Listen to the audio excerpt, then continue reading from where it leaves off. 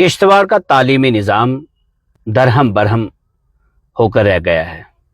और आप जानते हैं कि किश्तवाड़ में चीफ एजुकेशन ऑफिसर जो भी आता है, उसे कुर्सी पर बैठकर बच्चों की फिक्र कम रहती है और अपने सियासी आकाओं की फिक्र ज्यादा रहती है, अपनी प्रमोशन की फिक्र ज्यादा रहती है और अपनी सस्पेंशन की फिक्र ज्यादा रहती है। जिस चीफ एजुकेशन ऑफिसर को कुर्सी दी जाती है कि आप जाकर डिस्ट्रिक्ट में स्कूल्स में सुधार लाएं, आप जाकर बेहतरीन से बेहतरीन पॉलिसी अपनाकर बच्चों के करियर को बनाएं, जिसके अंदर डॉक्टर बनने की क्षमता है, जिसके अंदर इंजीनियर बनने की ताकत है, जिसके अंदर आईएएस बनने की ताकत है, उसकी उस ताकत को निखारें और उसके उस टैलेंट को चैनलाइज करें। लेकिन वही चीफ एजुकेशन ऑफिसर उस बच्चे के करियर को बर्बाद करने का एक सबब बनता है। बहुत कम ऐसे चीफ एजुकेशन ऑफिसर किश्तवाड़ में आए जिन्होंने थोड़ी बहुत कोशिश की एजुकेशन डिपार्टमेंट में सुधार लाने की, वरना जब भी आप देखो एजुकेशन डिपार्टमेंट को तबाह करने के पीछे अगर किसी का डिस्ट्रिक्ट किश्तवाड़ में हाथ है तो वो चीफ एजुकेशन ऑफिसर्स का है। और ये चीफ एजुकेशन ऑफिसर्स जब यहां के ताकतवर सियासतदानों की जी हुजूरी में लग जाते हैं, इन्हें भूल जाता है कि दूर दराज गांव का एक बच्चा है जिसके अंदर बहुत टैलेंट है, जो डॉक्टर बन सकता है, इंजीनियर बन सकता है, लेक्चरर बन सकता है, वो उसके जहन से निकल जाता है।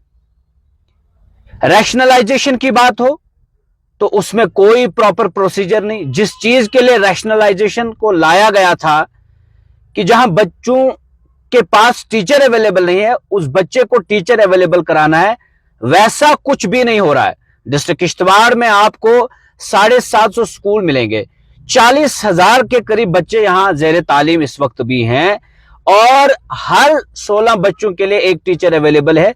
लेकिन इतना इम्बैलेंस खड़ा करके रखा है, जिस रैशनलाइजेशन को बैलेंस क्रिएट करने के लिए लाया गया था, उसी रैशनलाइजेशन के थ्रू इतना ज्यादा इम्बैलेंस और डिफरेंसेस क्रिएट हो गए हैं कि आप हैरान हो जाएंगे सुनकर कि एक स्कूल में 70 बच्चे हैं और 14 टीचर्स उनके पास हैं, और कई ऐसे स्कूल्स हैं जहां सैकड़ों बच्चे जेर तालीम है लेकिन उनके पास एक या दो टीचर अवेलेबल हैं। सारे हाई स्कूल्स डिफंक्ट हैं, हायर सेकेंडरीज में प्रॉपर स्टाफ नहीं है, प्रॉपर इंफ्रास्ट्रक्चर नहीं है। और उसके बाद अगर आप डिस्ट्रिक्ट किश्तवाड़ के टीचर्स की सैलरी की बात करें, डिस्ट्रिक्ट में 27 करोड़ पर मंथ टीचर्स को सैलरी दी जाती है। और मैं नहीं कहता हूं टीचर्स बेईमान है, टीचर्स हमारे पास आज भी ईमानदार हैं, लेकिन ईमानदार जो टीचर्स हैं उनको सताया जा रहा है, परेशान किया जा रहा है और उनको कभी भी किसी भी किस्म की रियायत नहीं मिलती है, क्योंकि वो काम करने वाले लोग हैं, वो बच्चों को पढ़ाने वाले लोग हैं, वो सिस्टम को सुधारने वाले लोग हैं। उन्हें टॉर्चर किया जाता है और रियायत किनको मिलती है, लीनियंसी किनको मिलती है, humanitarian so called humanitarian grounds पे किनको फेवरेट जगहों पर भेजा जाता है, उन लोगों को जो यहां के ताकतवर सियासतदानों के अपने रिश्तेदार हैं या उनके बहुत ही करीबी लोग हैं, जो एज टीचर काम कम करते हैं लेकिन एज वर्कर ज्यादा काम करते हैं। खुद सोचिए कि अगर डिस्ट्रिक्ट किश्तवाड़ में जो एनुअल एवरेज रेशियो है वो है 1:34, उससे कई गुना ज्यादा हमारे पास बेहतर टीचर स्टूडेंट रेशियो है, यानी 1:16। जो टोटल स्टाफ स्ट्रेंथ हमारे पास है आज भी 2500 से ज्यादा है, 750 स्कूल्स हैं, 27 करोड़ सैलरी है, लेकिन कई ऐसे स्कूल्स हैं जहां पर बच्चे तरस रहे हैं, टीचर जाए तो टीचर नहीं अवेलेबल है।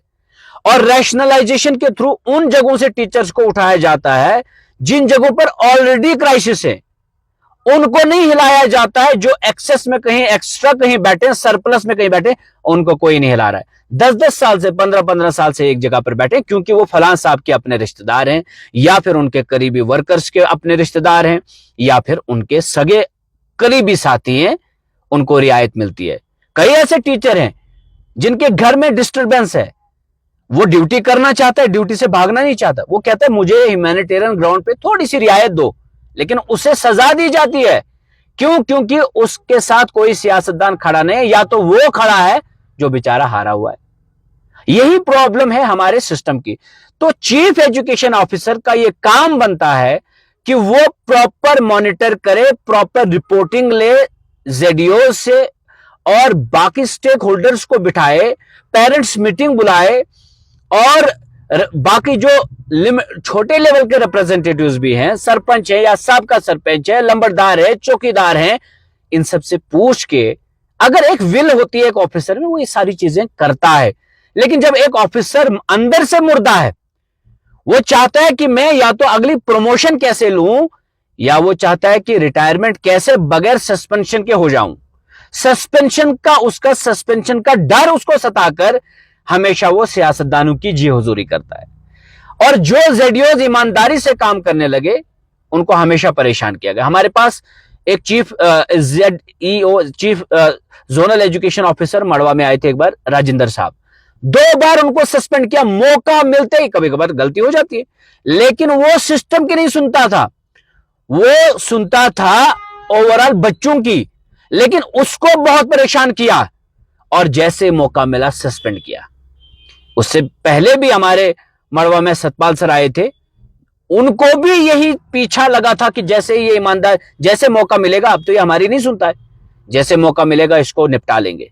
ये पॉलिसी है एजुकेशन डिपार्टमेंट में, ये पॉलिसी हमारे law makers, so called big leaders, stalwart leaders अंग्रेजी में इनको कहते हैं, बड़े बड़े ये जो जर्नलिस्ट लोग हैं, जो चाटुकार पोटी जर्नलिस्ट हैं, इनको कई बार इस नाम से पुकारा जाता है, स्टॉलवर्ट लीडर्स।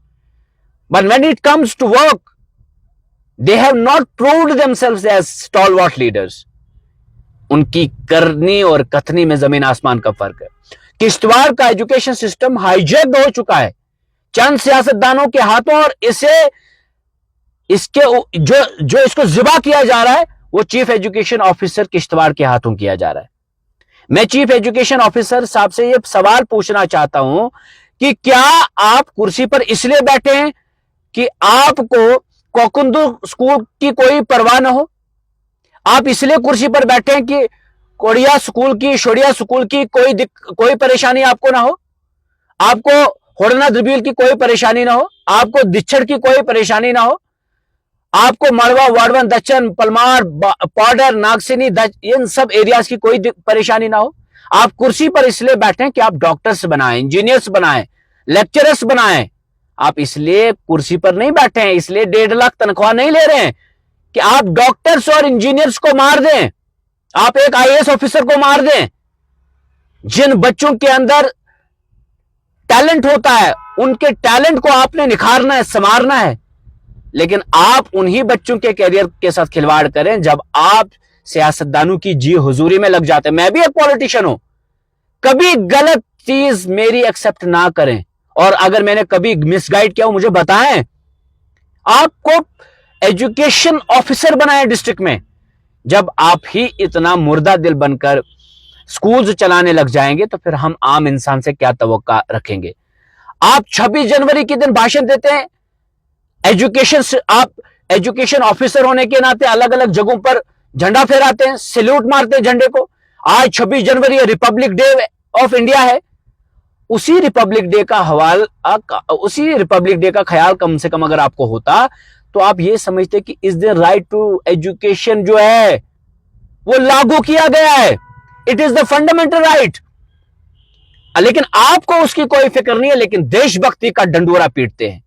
15 अगस्त के दिन आपके भाषण हमें सुनाई देते हैं, भाषणों से कुछ नहीं होता। आपको बच्चों को तालीम देने के लिए होशियार होना पड़ेगा, उठना पड़ेगा, लड़ना पड़ेगा, बोलना पड़ेगा, और पॉलिसीज बनानी पड़ेंगी, और सियासतदानों का भी मुकाबला करना पड़ेगा। It is very unfortunate that you have failed miserably, you have failed to represent the sentiment of students, to represent the education department in district Kishtwar. It is very very unfortunate.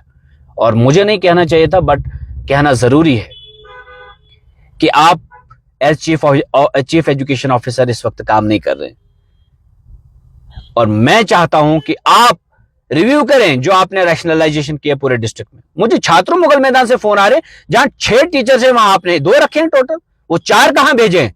वो किन के अपने फेवरेट हैं? वो किनके सगे हैं, क्यों आपने उनको उधर रखा है?